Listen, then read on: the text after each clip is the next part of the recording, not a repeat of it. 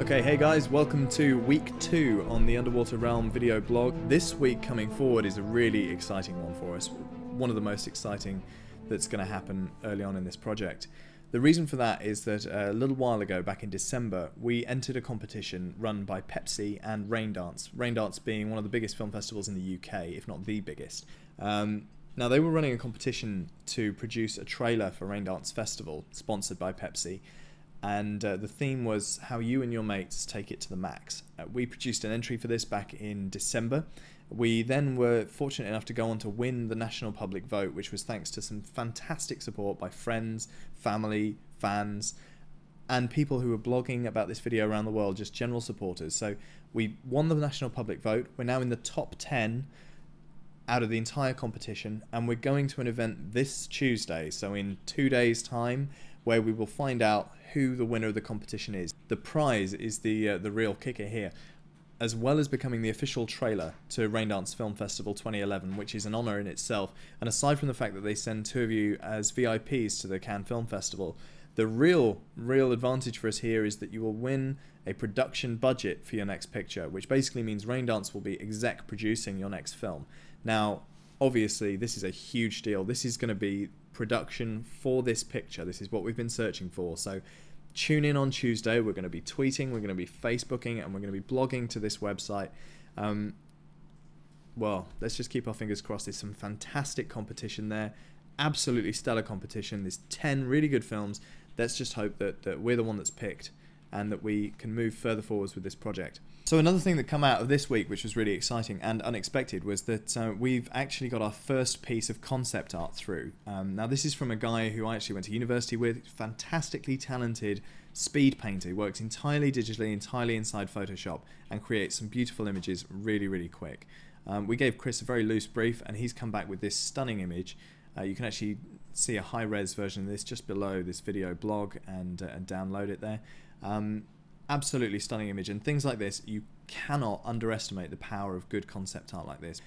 Chris has been kind enough to do this for us. You can see more of his work at www.chrisgoff, that's GOFF.co.uk. Absolutely wonderful work, and we hope to be working with Chris quite a lot in the future.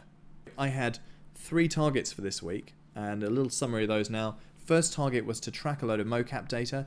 Big thumbs up, that has been done. The second target for this week was to go to Ealing Studios and appear on the production office live with Chris Jones of the Guerrilla Filmmakers Handbook. So that was really awesome. Check out the link below. You can actually go through and watch that video. Even though it was broadcast live, you can go back and re-watch it. My third target for this week just gone was to turn a storyboard that we'd written back into a script. Again, thumbs up, that was completed successfully, and we've gone on to make some changes to that script on paper. So we're now working some new material in there as well, so that's good stuff.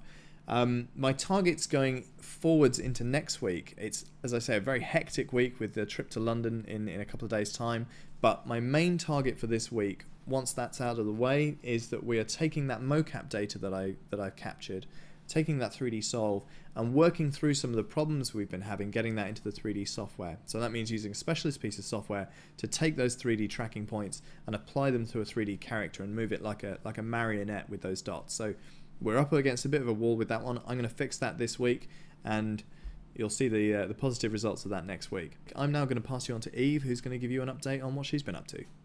Good evening, everybody. So last week was another fantastic week. We spent a good few hours in the diving pool again, and got some really great footage of cloth dynamic for Dave and Shaz to use for their research and for their projects this week. As for my camera work, I was a little bit disappointed when I got it home. When I was in the pool, it felt very smooth and fluid, and I felt really graceful like a dolphin. But then when you get it home and watch it, you realise that, you know, you've just learnt to dive, and trying to get used to your flippers and trying to get used to equalising your ears, and then trying to keep a very small buoyant camera steady at the same time. It's a bit clumsy and it's a little bit shaky.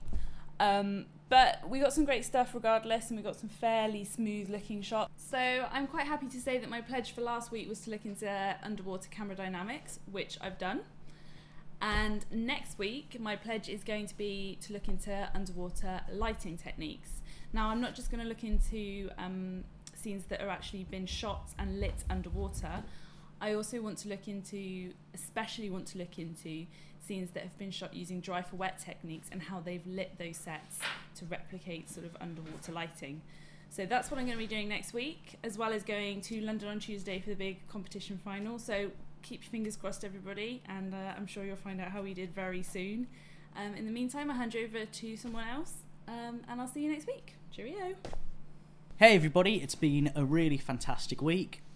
We had another fantastic diving session thanks to the people at CNC. This time we managed to get this tunic worn by Mark and get some really good reference footage of how cloth like that would move underwater. We've also all been really excited because we've got the Rain Dance award ceremony coming up on Tuesday, so we're all on tenterhooks for that. My target for last week was to create a CG character with a cloth simulation, so here you are. This is the first render. So we've made a great start. We've managed to get the cloth to move along with the character and react to gravity and wind and simulate correctly in those regards. It's not quite looking like it's underwater yet, but that's what I'm going to be furthering throughout the next week and using the reference footage we've got just to try and really perfect it. I was also going to be using the tunic as well to create a CG texture for my character. Unfortunately, I've ran into a few technical difficulties throughout the week. Can you let me have it? No. I don't think I can win this one. So my pledge for next week is to further refine the underwater environment using the reference footage we got from our diving session and to really make it look like the cloth is moving underwater. And I'm also going to add a belt to the cloth so it constrains the movement around the waist. So that's all for me for this week, and I'll see you guys again same time next week. So that's a little bit from everybody. That's giving you a bit of feedback for exactly what everybody's achieved and what we're looking to do by next week. Tune in again Tuesday, and we're going to have some, hopefully, fingers crossed, some fantastic news, which is going to be great for everybody involved, and a big thank you to everybody there. But as I say, tune in Tuesday and then next week for some more exciting updates on theunderwaterrealm.com.